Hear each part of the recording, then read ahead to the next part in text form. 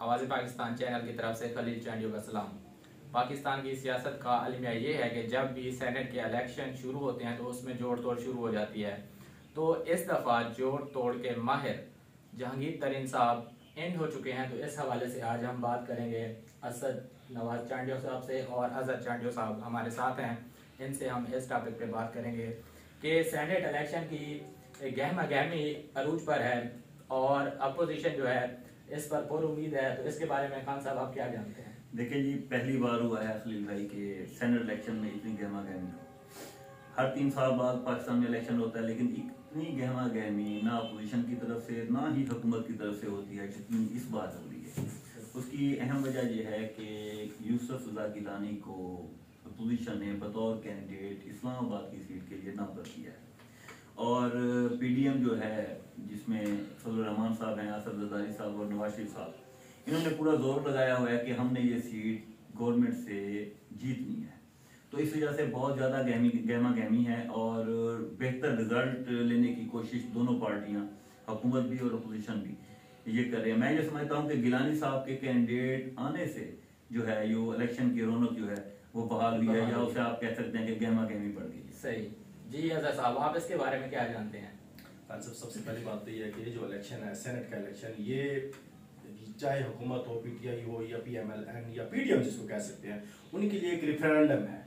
क्योंकि दोनों parties, opposition और गवर्नमेंट चाहती हैं कि इस इलेक्शन को जो है एक रेफरेंडम के तौर पर कराया जाए, और इसके रिजल्ट से वो पता चलेगा, हुकूमत की भी और अपोजिशन की भी डायरेक्शन का पता चलेगा। देखा जाएगा कि अगर पीडीएम जो वफाकी सीट पर, जो जहाँ पर यूसुफ गिलानी साहब इलेक्शन लड़ रहे हैं, अगर वो सीट पीडीएम निकाल जाती है तो उसका रिजल्ट ये निकलेगा कि वो आने वाले दिनों में हुकूमत के खिलाफ या वज़ीर आज़म के खिलाफ जो है वो अदम इत्मीनान का वोट भी दायर कर सकते हैं। तो इस लिहाज से मैं ये समझता हूँ कि दोनों तरफ से मुकाबला तो होना है, बड़ा सख्त होना है।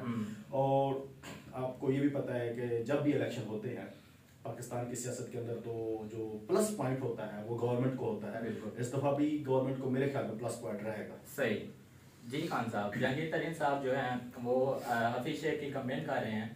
तो जो गिलानी साहब थे, गिलानी साहब ये चाहते थे कि तरीन साहब जो हैं वो उनके के लिए कम्पेन करेंगे। तो इसके बारे में आप क्या जानते हैं? खलील भाई, जब ये नॉमिनेशन पेपर आया ना गिलानी साहब का, तो कुछ लोगों का ख्याल ये था कि गिलानी साहब को कैंडिडेट इसलिए बनाया गया है क्योंकि जहांगीर तरीन साहब के साथ उनकी रिश्तेदारी है। हमायूं अख्तर साहब हो गए, और उसके अलावा अहमद महमूद साहब हैं, उसके अलावा पीर पगाड़ा साहब। मैं ये समझता हूँ कि जब इन्होंने कंपेन शुरू की या नॉमिनेशन जमा किए, तो उसमें इनका जहन ये था, खास तौर पर जरदारी साहब का, कि भी जहांगीर तरीन साहब क्योंकि गवर्नमेंट से नाराज हैं, तो रिश्तेदारी भी है इनके साथ, तो जो लोग उनके साथ अटैच हैं, क्योंकि पीटीआई में भी कोई 8-10 लोग थे एमएनए जो नाराज थे गवर्नमेंट से, कुछ फंड की वजह से, कुछ बाकी मामला की वजह से।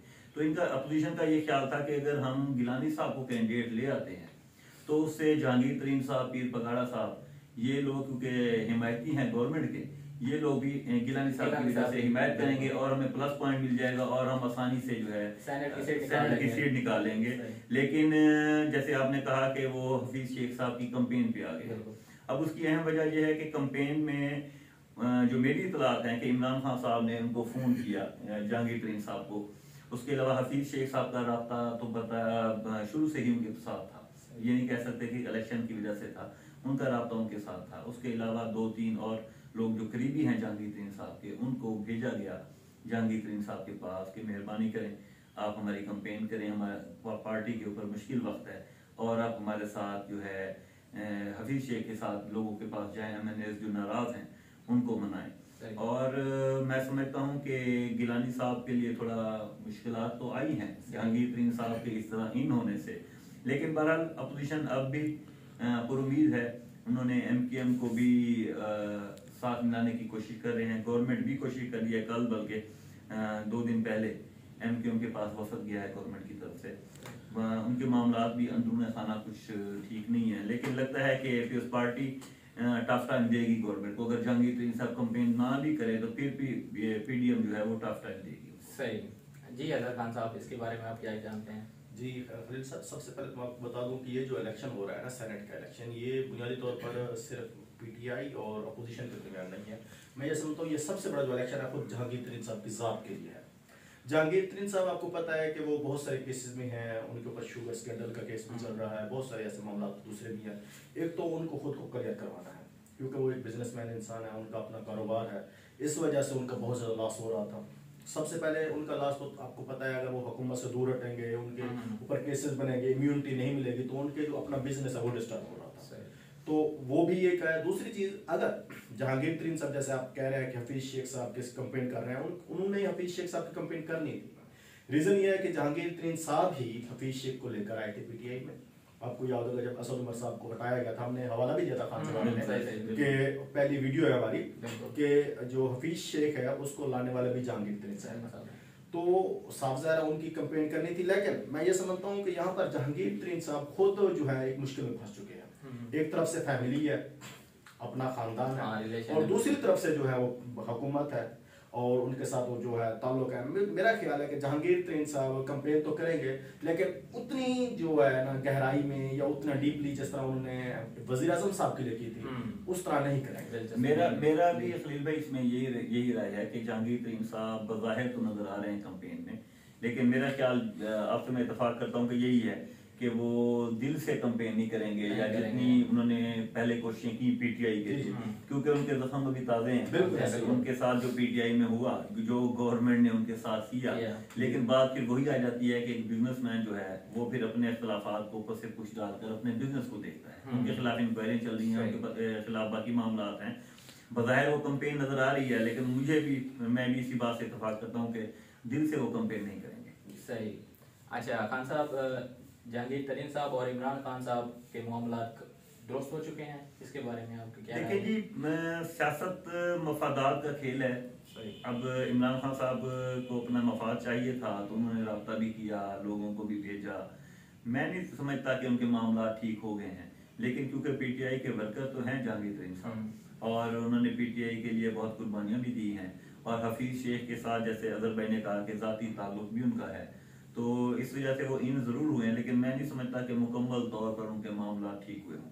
सही जी। अजहर खान साहब जी, खान साहब बेहतरीन फरमा रहे थे कि जो हफीज शेख है तो उनका ताल्लुकदार है। बाकी जहाँ तक इमरान खान साहब की बात है, मैं आपको बता दूं कि इमरान खान साहब को भी जब जहांगीर तरीन साहब का नाम आया तो दुख हुआ था ज़ाहिर तौर पर कि शुगर स्कैंडल में उनका नाम आया है। दूसरी चीज़ यह कि इमरान खान साहब इस टाइम मजबूरी में हैं, उनको इस टाइम जहांगीर तरीन साहब की ज़रूरत है। पाकिस्तान की सियासत में चंद एक नाम है जो कि जोड़ तोड़ के माहिर हैं, जैसे आसफ रिजत अली साहब हो गए, जहांगीर तरीन साहब हो गए, चौधरी निसार अली खान साहब हो गए, और जहांगीर तरीन साहब जो है वो वाहिद इंसान है। देखिए पीटीआई के साथ जहांगीर तरीन साहब को मिला क्या है, मैं समझता हूँ कि हर बंदे ने पीटीआई के जितना भी वर्कर है उनको फायदा मिला है, जबकि जहांगीर तरीन साहब को उल्टा नुकसान हुआ। पीटीएम का खिताब मिला उनको, अपना जाती जहाज दिया, जाती वसाइल दिए, पार्टी को ऊपर लेकर आए, लेकिन इमरान खान साहब ने उनके लिए कुछ नहीं किया। ये बात कहना कि उनके जो मामला आपस में दुरुस्त है, देखे एक इंसान जो पार्टी के लिए सब कुछ लगा देता है, अपनी रिश्तेदारी जो है, अपना कारोबार, एवरीथिंग उन्होंने पार्टी के लिए कुर्बान कर दिया, लेकिन उनको जो है बहुत ज़्यादा मसाइल का सामना करना पड़ेगा। मैं नहीं समझता कि वो जो है मामला दुरुस्त हो जाओगे। सही। अच्छा जी, ये जो है ना इसाक अकबान को जो है ना सेनेट कर नहीं दिया गया। जहांगीर तरीन साहब उसके सफारशी थे। बिल्कुल ऐसे ही था। तो इसके बावजूद जहांगीर तरीन जो है ना पीटीआई में शामिल थे, तो उनकी सफारिश की, लेकिन उनको टिकट नहीं दिया गया। भाई जो इसाक खाकवानी वाला इशू है ना, उनके मुकाबले में इमरान खान साहब ने ऐसे लोगों को टिकट दी जो बिल्कुल नए थे, जिनको कोई एक्सपीरियंस नहीं था सेनेट के हवाले से, जिनका कोई खिदमात नहीं थी पाकिस्तान के या अपनी पार्टी के हवाले से।